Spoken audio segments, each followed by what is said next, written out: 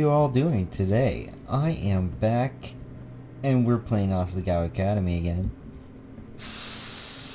I actually don't remember at all what we were doing last time in this, so I think we're having a flashback, but I'm not positive. I remember we talked about the video game tournament thing, but I don't remember.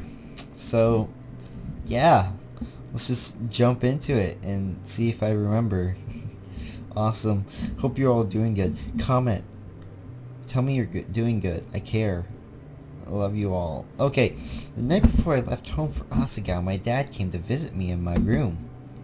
I had packed the few things I owned into a briefcase in a single cardboard box, set to be shipped with the train. I sat and stared at the box, somewhat bitter. I barely even needed it. I didn't own much. Well, buy more. Hana. Yeah, Dad? My father stood in front of me, a weary smile on his face. He has a good mustache. I like it. Even though he tried to hide it, I could see... Yawn. I could see by the deep wrinkles around his eyes and forehead that he was tired. Sad. The past few years had taken their toll on him, and I hadn't eased things. You'll be leaving tomorrow. Yeah. A heavy silence hung between us, filling my childhood bedroom like styrofoam. Are you excited? Yeah. Yeah, I am. He nodded and glanced around my room at the pale blue walls, the broken clock above my old desk, the scuff marks around the door frame from where I ran into it as a kid. I lived in this house almost my whole life, ever since moving after kindergarten. It was everything I knew, but now, it was too much for me. Wow, the decision to transfer to Asagao didn't come lightly. First, it was a prestigious institution with a highly prized reputation. Only the best of the best, touting either best grades, impressive talent, or lots of money, could get in. And I was none of those things, but I made it in regardless. Part of me suspected I was a charity case.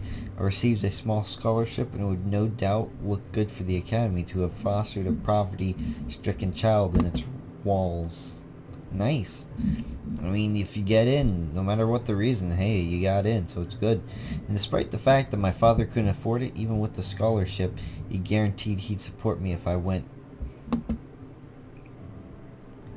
I looked again at the wrinkles in his face, at his sagging shoulders. He pressed his hands against his body to hide the way they shook. Oh, poor dude. All for me. He'd be all alone. I'm glad you're going. I think this will be good for you. Yeah. I wished I could say something else, but nothing came. Well, honey, just in case you get homesick, I brought a present for you. A present? From his pocket, my dad produced a shiny pink Nintendo 4DS and placed it into my hand. Nice! For you. But why? How? Dad, this costs so much. Oh.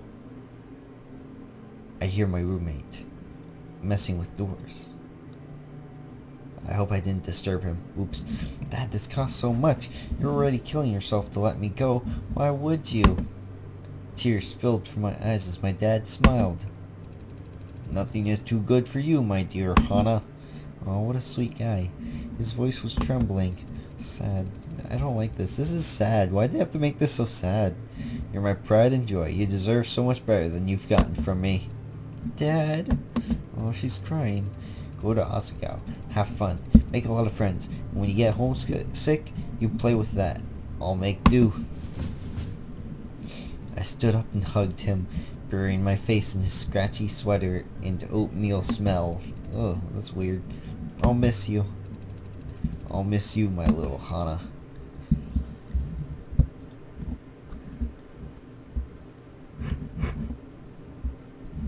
But the thing is,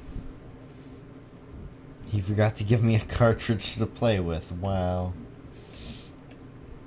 After all of that, she doesn't even have a game to play on it. Now I glanced at the machine, hidden behind my desk lamp. Maya watched me carefully.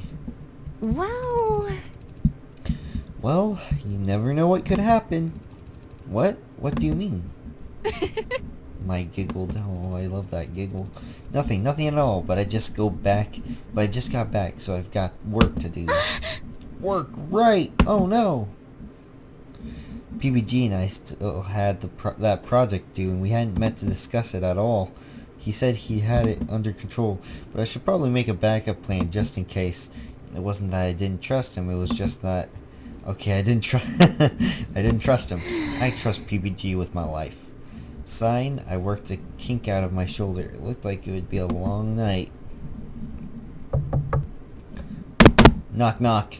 What was that noise? Knock, knock. Stop it, please.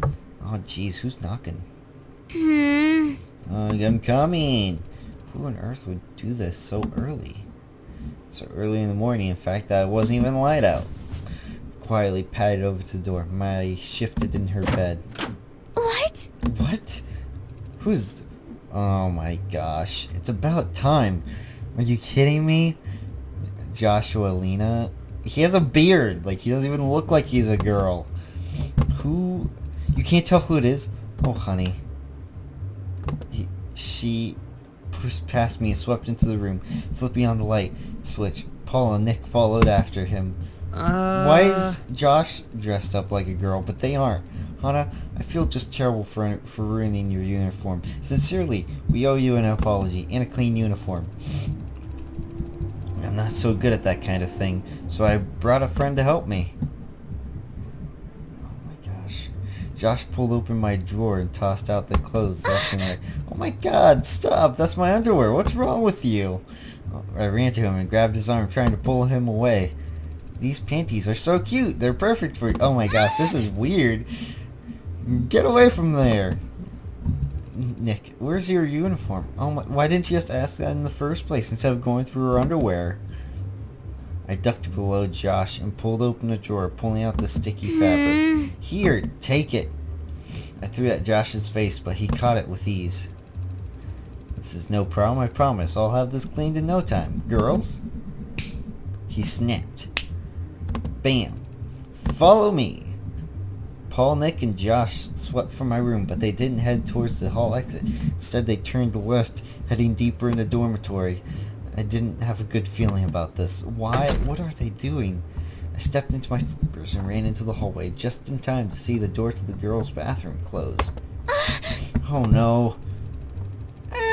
What are you doing in here? Mimi. Oh boy.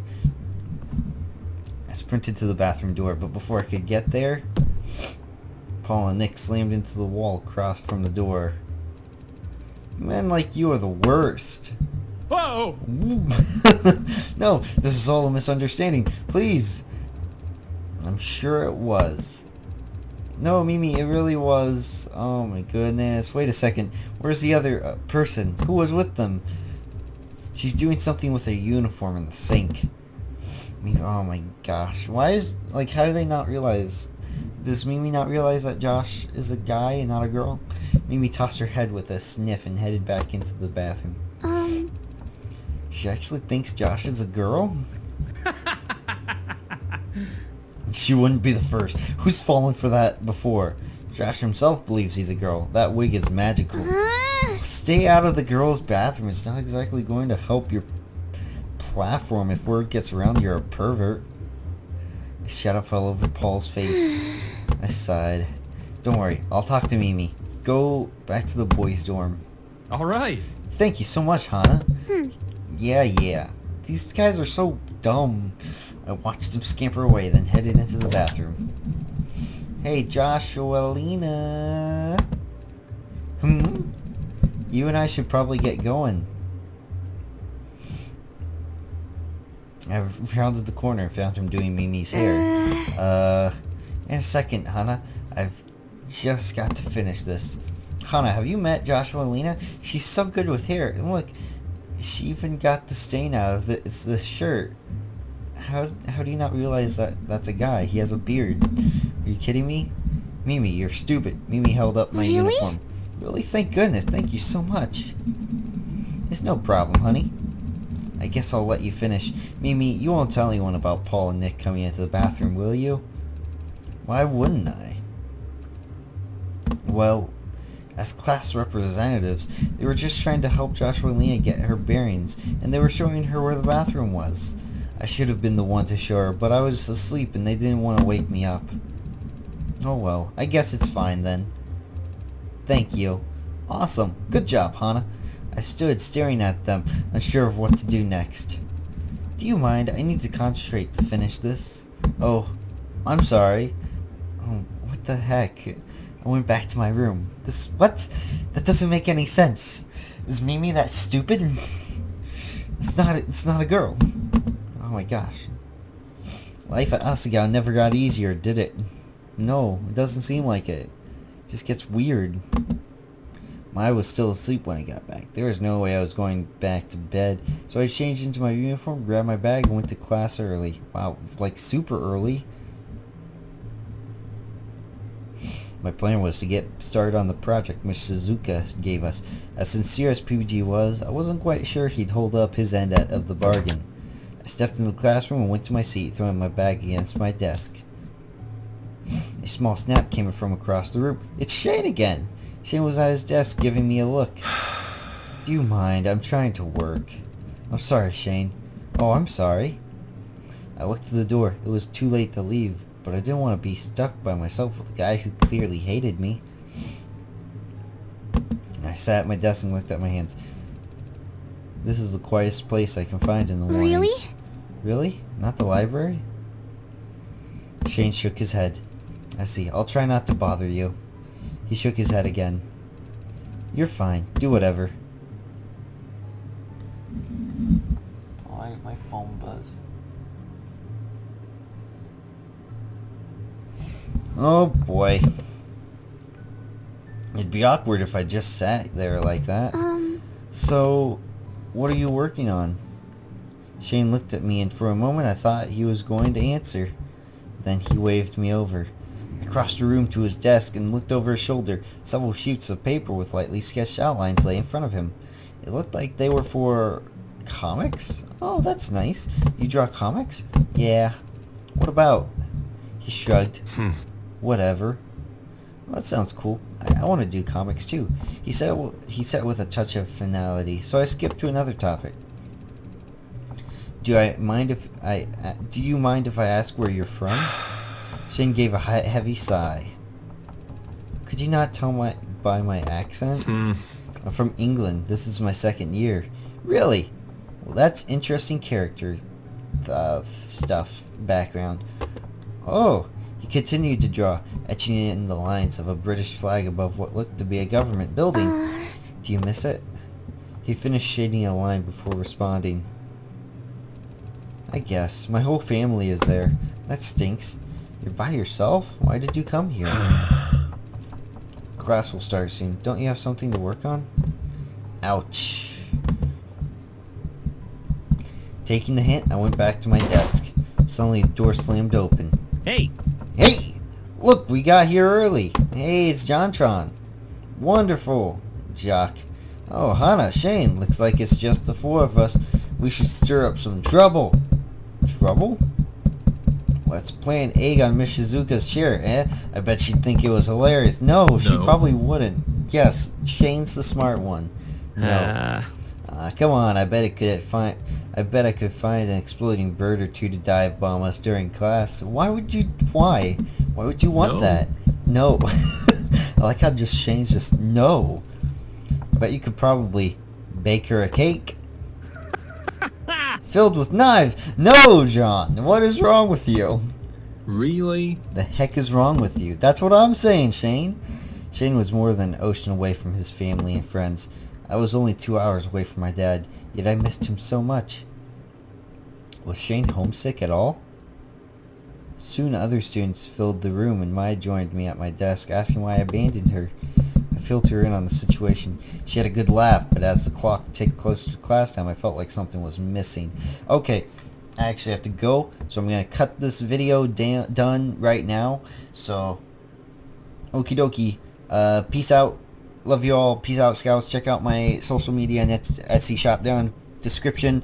Like, subscribe, share, whatever. Quickly, I'm just trying to leave. Goodbye. I love you. Goodbye. Peace out, scouts. I love you. Bye. Bye.